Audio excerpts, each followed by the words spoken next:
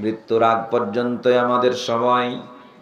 মৃত্যুর ঘড়ঘড়ানি আওয়াজ শুরু হয়ে গেলে তওবাও কবুল হবে না, কোনো ভালো কাজ করারও সুযোগ আর হবে। এজন্য হায়াত পর্যন্তই ভালো আমল করা দরকার। যে আমল করলে আমরা কবরে গিয়ে, মিজানে গিয়ে, পুলসিরাতে, হাসরের ময়দানে গিয়ে আমরা মুক্তি পাবো, আল্লাহ রাব্বুল আলামিনের জান্নাতের মেহমান হতে পারবো, এই ধরনের সবকগুলো আমাদেরকে কোরআন থেকে শিক্ষা নিয়ে বাস্তব জিন্দেগিতে আমল করা দরকার আছে।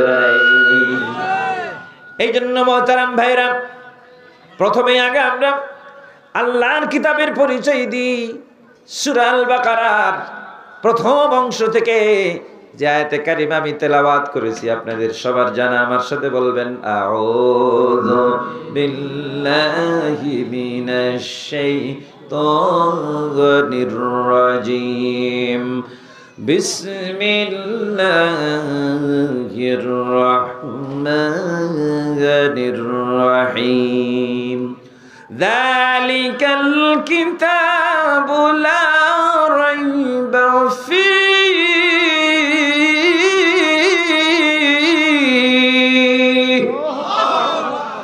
হুদাল লিল মুত্তাকিন।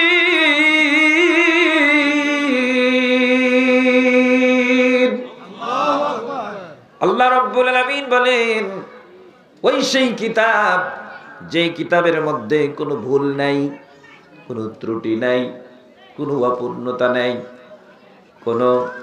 কোনো খারাপ বিষয় নাই। আল্লাহ রাব্বুল আলামিন বলেন, এমন একটি কিতাব যেই কিতাবটি আল্লাহ ভীরু যারা তাদেরকে হেদায়াত দিয়ে আল্লাহর জান্নাতে নিয়ে যাবে। সুবহানাল্লাহ বলেন। কোরআনের ক্ষমতা আছে, পাওয়ার আছে, এর ভিতরে সব আছে। আপনার আমার ব্যক্তি জীবন পরিচালনার নীতিমালা আছে, পরিবার পরিচালনার নীতিমালা আছে, সমাজ পরিচালনার নীতিমালা আছে, রাষ্ট্র পরিচালনার নীতিমালা আছে, আমার অর্থনৈতিক জীবনের আলোচনা আছে, ধর্মীয় জীবনের আলোচনা আছে, যুদ্ধ নীতি আছে, সন্ধি নীতি আছে, বন্দি নীতি আছে, মিরাস ওয়ারিসান বিষয় আছে। আমার দৈনন্দিন জীবনে কি কি বিষয় প্রয়োজন আমার আল্লাহ খুলে খুলে খুলে সব কোরআনের মধ্যে বলেছে। আল্লাহু আকবার বলেন। এই জন্য আল্লাহ পাক বললেন, ওয়ানাজ্জালনা আলাইকাল কিতাবা তিবয়ানাল লিকুল্লি শাই। হে নবী, তোমার কাছে আমি যে কিতাব দিলাম, এই কিতাবের মধ্যেই সব কিছু আমি খুলে খুলে বলেছি। মা ফাররাতনা ফিল কিতাবি মিন শাইইন, কোনো কিছু বাদ যায় নাই।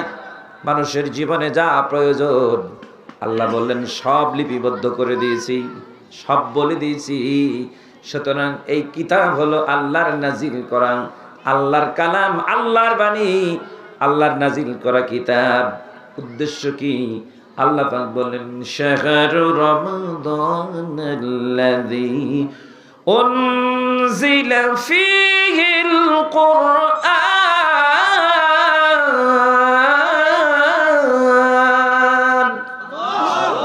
হুদাল লিন-নাসি ওয়া বাইয়িনাতিন মিনাল হুদা ওয়াল ফুরকান। আল্লাহ পাক বললেন, রমজান মাসে কোরআন নাজিল করা হয়েছে মানুষকে হেদায়েত দেওয়ার জন্য, মানুষকে মুক্তি দেওয়ার জন্য, নাজাত দেওয়ার জন্য, মানুষকে বাঁচানোর জন্য। আল্লাহ পাক রব্বুল আলামিন বলেন, যত হেদায়েতের উপকরণ সব এই কোরআনের মধ্যেই বিদ্যমান আছে। ওয়াল ফুরকান, এই কোরআন হলো সত্য মিথ্যা, হালাল হারাম, হক এবং বাতিলের মধ্যে পার্থক্যকারী। সুবহানাল্লাহ বলেন। সব কিছু তিবিয়ানান বলে দেওয়া আছে কোরআনে, কোনটা হক, কোনটা বাতিল, কোনটা সত্য, কোনটা মিথ্যা, কোনটা ন্যায়, কোনটা অন্যায়, কোনটা হালাল, কোনটা হারাম, কোরআনে আছে না? আপনাদের দিকের কোরআনে মনে হয় নাই নাকি? আমাদের রাজশাহীর কোরআন আর শরীয়তপুরের কোরআন কি আলাদা?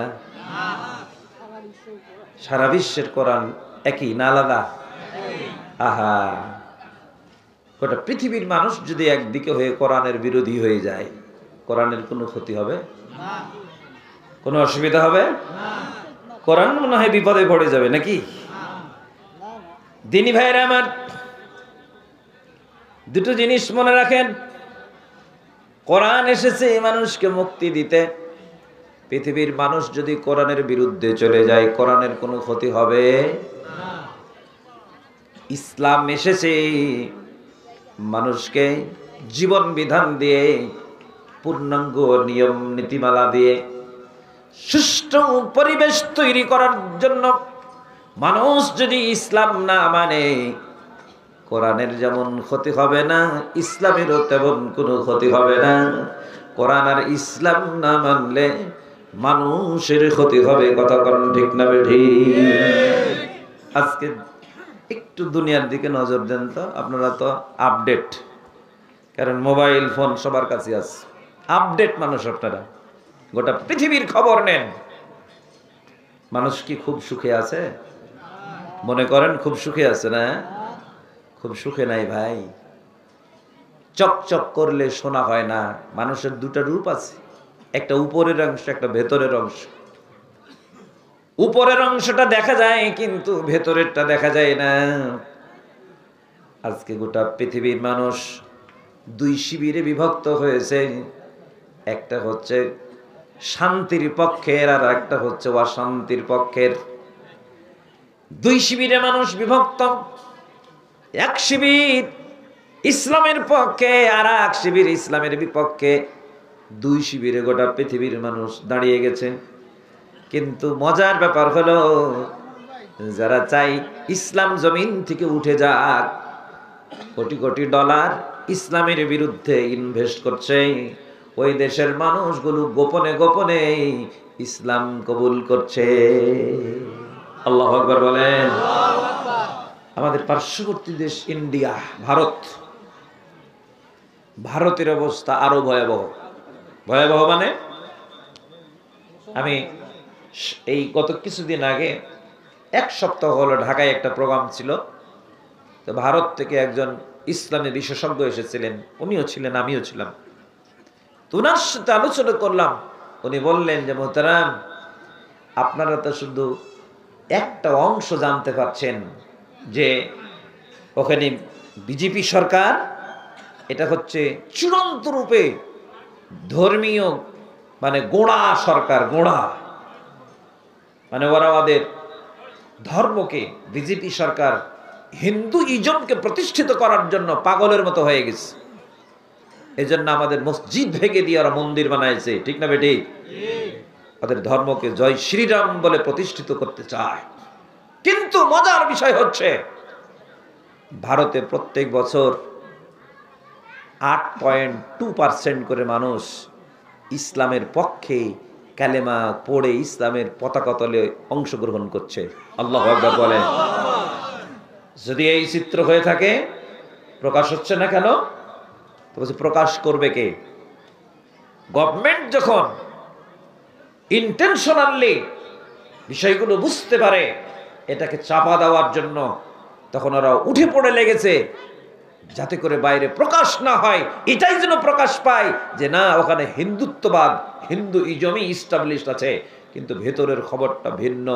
দলে দলে মানুষ মুসলমানদের পক্ষে আসছে, ইসলামের পতাকা তলে আসছে। আল্লাহু আকবার বলেন। ওরা মনে করছে আগামী 30 বছরের মধ্যে, আগামী 30 বছর, বেশি না, মেজরিটি হয়ে যাবে মুসলমান ইন্ডিয়াতে। পাগল হয়ে গেছে দিনী ভাইরা আমার। এই কারণে ডাক্তার জাকির নায়েককে ওরা ইন্ডিয়া থেকে তাড়িয়ে দিয়েছে। কারণ যখন ওদের ধর্মের অন্তঃসারশূন্য বিষয়গুলো যখন প্রকাশ পেয়ে যাচ্ছে, ইসলামের স্পিরিট, ইসলামের সৌন্দর্য যখন বিকশিত হচ্ছে, ওরা তখন ওনাকে রাখে নাই। মনে করলো এই তো দ্রুত ইসলামের দিকে মানুষকে টেনে নিচ্ছে, যুক্তি দিয়ে, প্রমাণ দিয়ে, দলিল দিয়ে। তখন ওরা রাতারাতি ওনাকে দেশ থেকে তাড়িয়ে দিয়েছে। কতক্ষণ ঠিক কিনা? পৃথিবীর চিত্র ভিন্ন।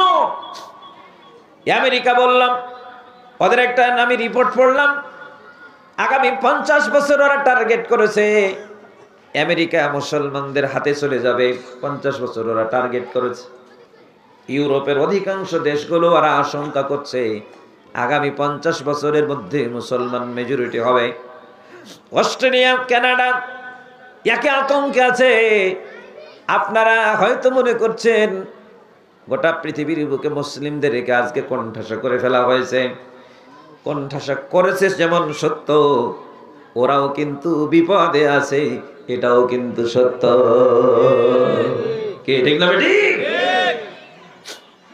দিন ভাইয়ের আমার, আচ্ছা এই সাইডে কি আছে?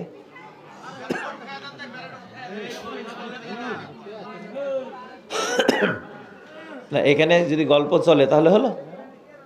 হ্যাঁ, লা ইলাহা জোরে লা ইলাহা, লা ইলাহা, লা ইলাহা,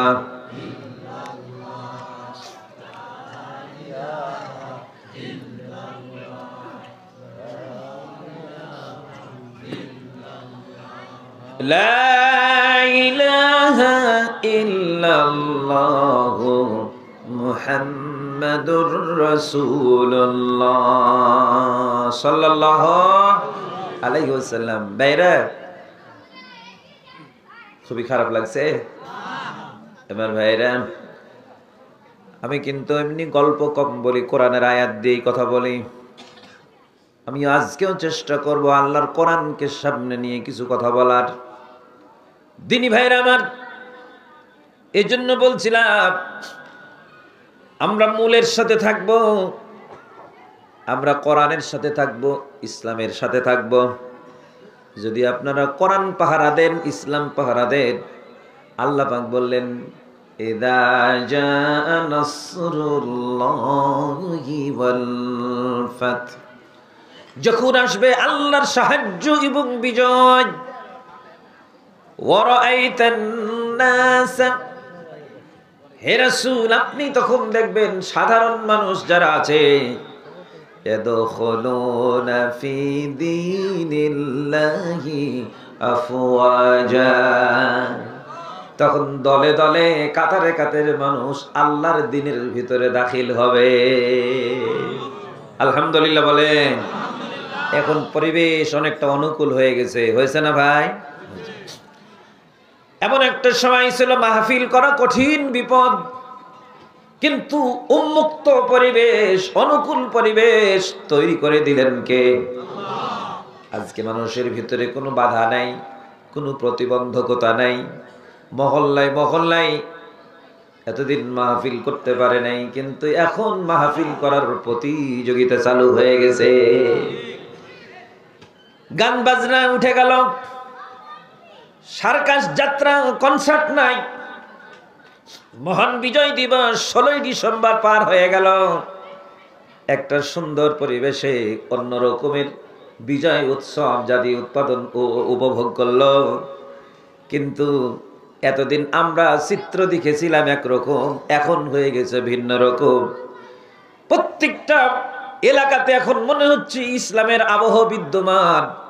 যদি আপনারা এই আবহকে ধরে রাখতে পারেন, 92% মুসলমানের এই দেশে আর কোনোদিন কোন জালেম, কোন নাস্তিক্যবাদ, কোন ব্রাহ্মণ্যবাদের পদলেহনকারীরা, ইসলামের দুশমনরা বাংলার জমিনে ঠাঁই পাবে না যদি আপনারা বুক পেতে দাঁড়ান। ঠিক না বেটি? ইনশাআল্লাহ আল্লাহ সে পরিবেশ তৈরি করে দিয়েছেন, কতক্ষণ ঠিক কিনা? এই জন্য আল্লাহ রাব্বুল আলামিন বললেন কোরআনে কারীম এমন কিতাব, কিতাবুন আনজালনাহু ইলাইকা লিতুখরিজান নাস মিনাজ-যুলুমাতি ইলান-নূর। আল্লাহ বললেন এই কোরআন হলো এমন আলো, অন্ধকার থেকে বের করে কোরআন মানুষকে আলোকিত করে। আপনি ব্যক্তি হলেও আলোকিত হবেন যদি কোরআন পড়েন। আপনার পরিবারে যদি কোরআনের চর্চা থাকলে পরিবার আলোকিত হবে। সমাজে যদি কোরআনের আইন বিধান চালু থাকে সমাজ আলোকিত হবে। আজকে সামাজিকভাবে দেখেন মদ, জুয়া, জেনা, ব্যভিচার, অশ্লীলতা, বেহায়াপনা এগুলো সামাজিকভাবে চালু হয়ে গেছে, যার কারণে কোরআনের আলো ওখানে নিভিয়ে দেওয়া হয়েছে।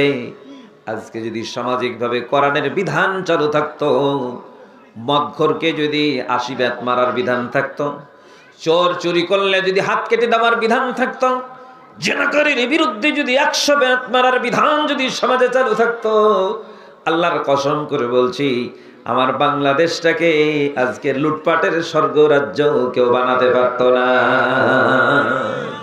কারণ গরিব মানুষ চুরি করে, কি চুরি করে? ও তো জুতা চোর চুরি করে, বেগুন চুরি করে, আম চুরি করে, মুরগি চুরি করে।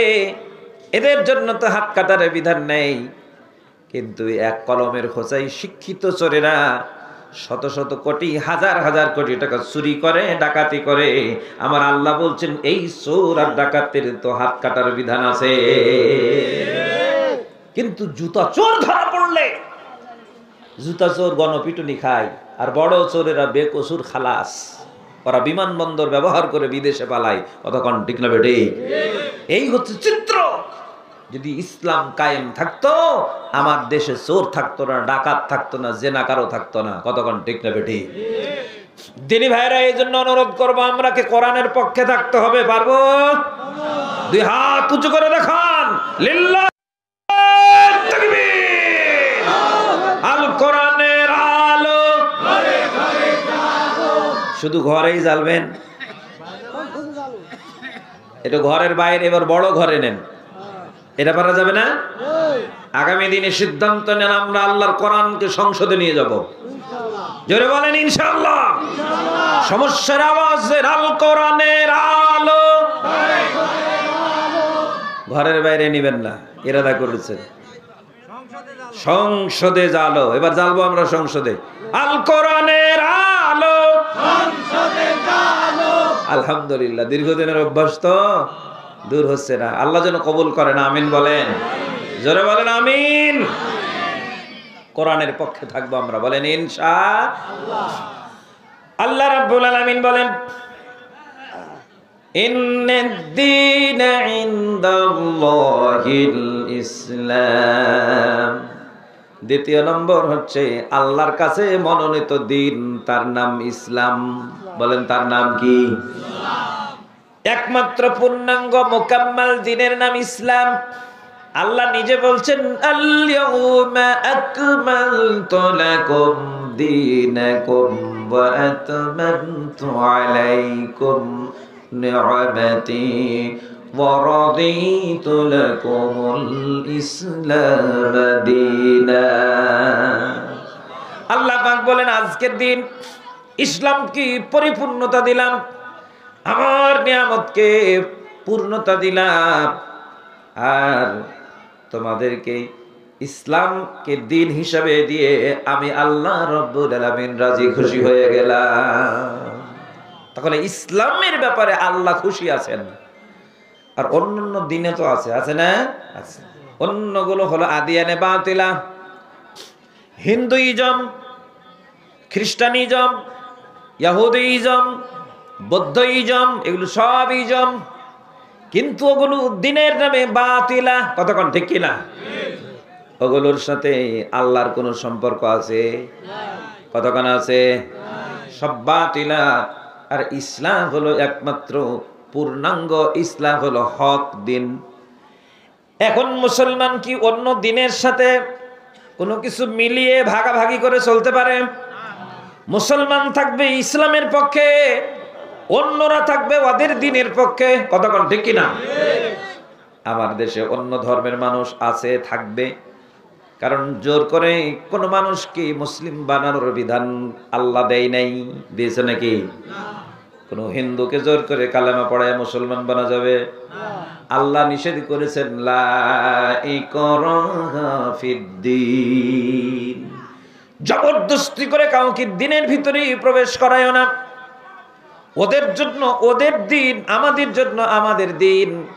আমরা যখন মেজরিটি হয়ে যাব, লাকুম দীনুকুম ওয়ালিয়া দীন। ওদের জন্য ওদের দিন, আমাদের জন্য আমাদের দিন। আমাদের দিনের নাম ইসলাম। মুসলিম আমরা, ইসলাম মানবো মানি, এজন্য আমরা মুসলিম। কথা বলেন ঠিক না ঠিক? আল্লাহ পাক বললেন, তোমরা যখন ইসলাম মানবে, পরিপূর্ণ রূপে মানবে, কিছুটা ওদের কিছুটা তোমাদের, এরকম না। এই জন্য আল্লাহ পাক বলেন, ইয়া আইয়ুহাল্লাযীনা আমানু দুখুলু ফিস-সিলমি কাফা ওয়া লা তাত্তাবিউ খুতুওয়াতিশ শাইতান ইন্নাহু লাকুম আদুউম মুবিন। আল্লাহ রাব্বুল আলামিন বলেন, ও ঈমানদারেরা, পূর্ণাঙ্গ রূপে ইসলামের ভিতরে প্রবেশ করো, শয়তানের পদাঙ্ক অনুসরণ করো না, কারণ শয়তান তোমাদের প্রকাশ্য শত্রু। শয়তানকে যদি অনুসরণ করো, ইসলাম থেকে দূরে সরাইয়া দিবে। কি ঠিক না বেটি? তাহলে আমাদেরকে দুটো জিনিস খেয়াল করতে হবে। একটি হচ্ছে কোরআন, আমরা কোরআনের পক্ষে। কোরআন নিজে পড়বো, তেলাওয়াত করব, তেলাওয়াত শিখবো, কোরআনের বিধিবিধান অনুযায়ী নিজে চলবো, পরিবার চালাবো, সমাজ চালাবো, দেশ চালাবো। কতক্ষণ ঠিক কিনা? এই টার্গেট নিয়ে অগ্রসর হতে হবে মুসলমান। জি বললেই হবে না। এখন তো এমন একটা যুগে আমরা এসেছি যে কোরআন পড়ার সংখ্যা কমে গেছে। আগেকার মানুষ অশিক্ষিত ছিল কিন্তু কোরআন পড়তে পারত। এখনকার মানুষ শিক্ষিত বেশি হয়েছে কিন্তু কোরআন পড়া ছেড়ে দিয়েছে, কোরআন পড়া জানে না। আপনাদের এলাকার পরিবেশ হয়তো ভিন্ন হতে পারে। শহর অঞ্চলগুলোতে এখন এমন হয়েছে যে যারা একটু শিক্ষিত, অফিসার, চাকরি করে, ওরা বাচ্চাগুলোকে এখন কোরআন পড়ায় না, ইসলাম থেকে অনেক দূরে সরাই দিয়েছে। ওরা ABCD শিখে, ইংরেজি শিখে, ওরা ওই ইংলিশ মিডিয়াম স্কুলে পড়ে, আর বাপ মরে গেলে জানাজায় এসে এতিমের মতো দাঁড়ায় থাকে, কিছু জানে না। কি বলবে কোন? জানাজার দুয়াও জানে না, সূরা ফাতিহাও জানে না, অন্য সূরা মিলিয়ে নামাজ পড়া লাগে এটাও জানে না, রুকুর তাসবিহ কি তাও জানে না, সিজদার তাসবিহ কি তাও জানে না। নিজেকে মুসলমান দাবি করে, বলেন এর থেকে বড় অসহায় পৃথিবীতে আর কেউ আছে? তুমি তোমার রবকে ডাকতে হয় কি করে তাও জানো না, শিখোনি। পৃথিবীর সব শিখেছো, রবকে ডাকা শিখোনি, রবের সাথে কথা বলা শিখোনি। কিছুদিন আগে দেখলাম ঢাকায় এক ভদ্রলোক ফেসবুকে এসে সুসাইড করলো, আত্মহত্যা করছে। বড় মানুষ, জিজ্ঞেস করা হলো কেন? তো বলছে আমি একাকিত্ব ফিল করছি, আমার ছেলে এক জায়গায়, মেয়ে এক জায়গায়, বউ এক জায়গায়, আমি একা, আমার সাথে কেউ নাই, আমি একাকিত্ব ফিল করছি, এই লাইফে বেঁচে থেকে লাভ নাই, মরে যাওয়াই ভালো। কিন্তু বলেন দেখি, আপনি জীবনে একা হলেন কেন? একা তো হওয়ার কথা ছিল না, হইলেন কেন? পৃথিবীর সব মানুষ যদি আপনাকে ছেড়ে চলে যায়, একজন আছে যিনি আপনাকে ছেড়ে যাবেন না, তিনি কে? আল্লাহ। বলেন কে? এই জন্য আল্লাহকে ইলাহ বলা হয়। বলেন তো কি বলা হয়? আল্লাহু লা ইলাহা ইল্লা হুয়াল হাইয়ুল কাইয়্যুম। আল্লাহ, তিনি ছাড়া কোনো ইলাহ নাই। ইলাহ মানে আইন দাতা, ইলাহ মানে জীবন দাতা, বিধান দাতা, মৃত্যু দাতা, অর্ডার দাতা, নির্দেশ দাতা। কিন্তু ইলাহ এর আর একটা অর্থ আছে। ইলাহ শব্দের অর্থ হচ্ছে আশ্রয় দাতা। ইলাহ শব্দের অর্থ কি? আশ্রয় দাতা।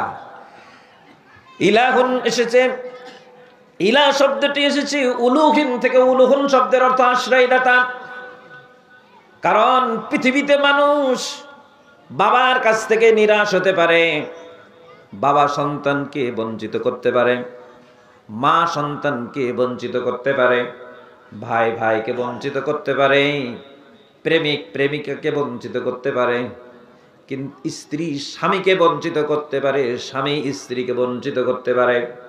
সবার কাছ থেকে ফেড আপ হয়ে, নিরাশ হয়ে বান্দা যখন একা হয়ে যাচ্ছে, একাকিত্ব অবস্থায় বান্দা যখন আল্লাহর কাছে এসে আশ্রয় চাই, মাওলা আমার বাপ ফিরিয়ে দিয়েছে, মা ফিরিয়ে দিয়েছে,